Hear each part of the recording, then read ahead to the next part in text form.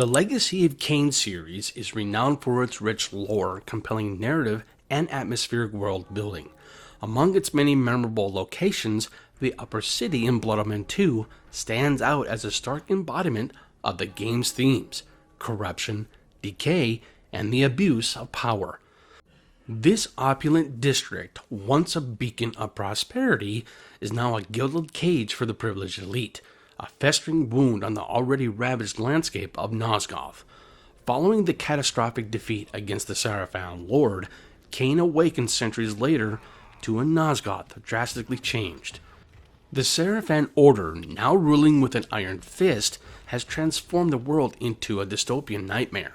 The Upper City, originally designed as a refuge for the nobility, has become a symbol of this oppressive regime, where decadence and cruelty thrive under the watchful eyes of the Seraphan commanders. As Kain navigates the treacherous streets, the architecture reflects the city's decay.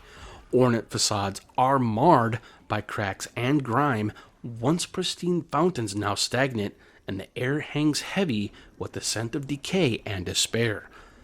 The cobblestone streets, once bustling with commerce, are now patrolled by heavily armed Seraphan guards, their presence a constant reminder of the Order's control.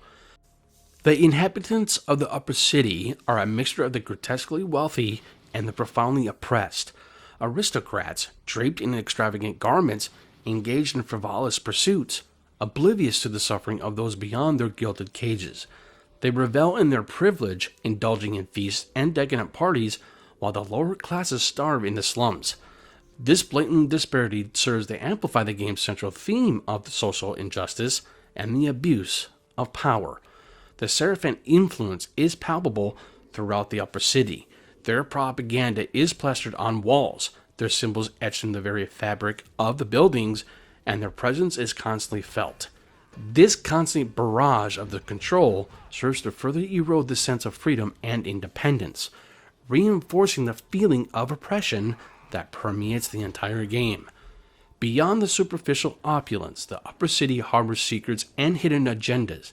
Behind closed doors, conspiracies are hatched, betrayals are plotted, and the true extent of the Seraphan corruption is slowly revealed. Kain's journey through this district exposes the hypocrisy and moral bankruptcy that lies beneath the surface of this seemingly perfect society. He encounters resistant fighters, desperate for liberation, and discovers crucial information that aids his fight against the Seraphan Lord. The Upper City's significance extends beyond its narrative role.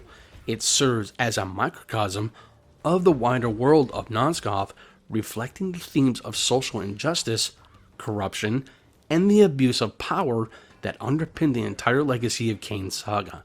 It's a haunting reminder that even the most beautiful things can be tainted by darkness, and that true liberation often requires facing the ugliest truths.